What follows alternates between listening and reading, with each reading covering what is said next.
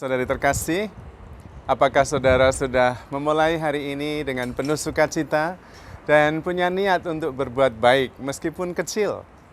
Semoga Tuhan memberkati niat baik saudara.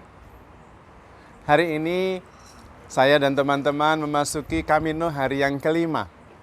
Sebentar lagi kami akan menyeberang ke bagian Spanyol karena kita berjalan dari Porto, Portugal 5 hari, dan kemudian hari ke-6 itu di seberang yang sudah masuk bagian negara Spanyol. Dari situ kemudian masih 5 hari lagi sampai ke Santiago de Compostela.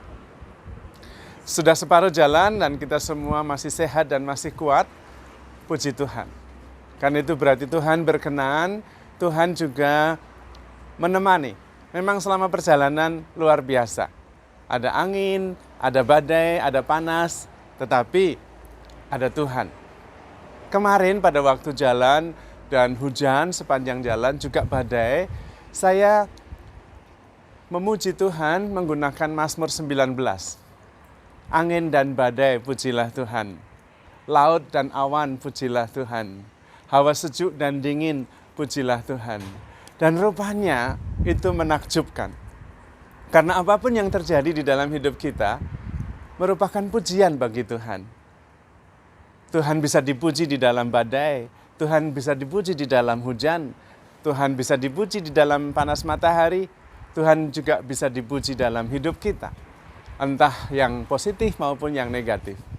Karena Tuhan adalah segalanya.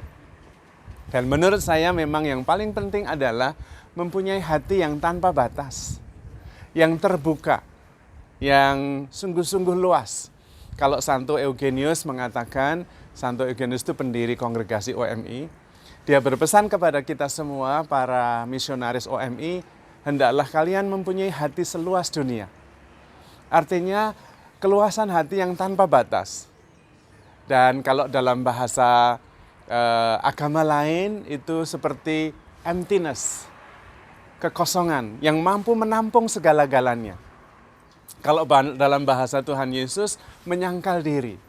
Sehingga ego saya tidak ada lagi.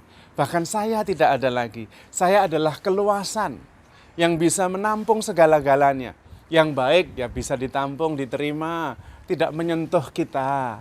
Yang buruk, yang menyakitkan kita bisa terima. Karena kita adalah keluasan. Yang membuat kita menderita sebetulnya karena kita berpikiran sempit. Kita menolak, kita menendang banyak ide, banyak pendapat, banyak perasaan. Kita di dalam kesempitan diri kita sendiri. Maka Tuhan Yesus meminta, hendaklah engkau menyangkal diri.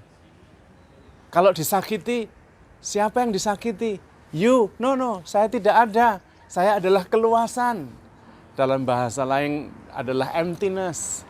Dalam bahasa Tuhan Yesus adalah penyangkalan diri sampai-sampai kosong. Yang disebut juga dengan Filipi bab 4 dikatakan kenosis, mengosongkan diri. Dan kalau bisa sampai pada kekosongan, pada keluasan, maka kemudian apapun bisa diterima. Bahkan semuanya bisa menjadi pujian bagi Tuhan. Karena memang Tuhan ada dalam segala-galanya. Dan tentu Tuhan ada bersama kita di dalam keluasan kita, dimanapun kita berada. Dan itulah yang terjadi dalam perjalanan ini. Tetapi memang kita juga harus menyadari bahwa di dalam diri kita juga mempunyai segi fisik, jasmani, badani, yang kadang-kadang juga mengikuti hukum-hukum badani. Seperti misalnya lelah, misalnya khawatir. Ketika lelah, ketika badan tidak mampu berpikir, ketika emosi tidak mampu dikendalikan karena badan yang lelah, maka kemudian juga sangat sensitif. Ketika lelah kita gampang sekali emosi. Ketika kita tidak mempunyai energi untuk menahan diri, maka kemudian yang menguasai adalah emosi. Rasa yang tidak nyaman. Maka kita juga perlu memahami, meskipun secara rohani kita bisa saja untuk bisa mengatakan yang baik, bisa mengendalikan diri, tetapi kita juga harus mengikuti bahasa fisik. Ketika fisik kita lemah, kita tidak mampu untuk mengendalikan diri dan emosi.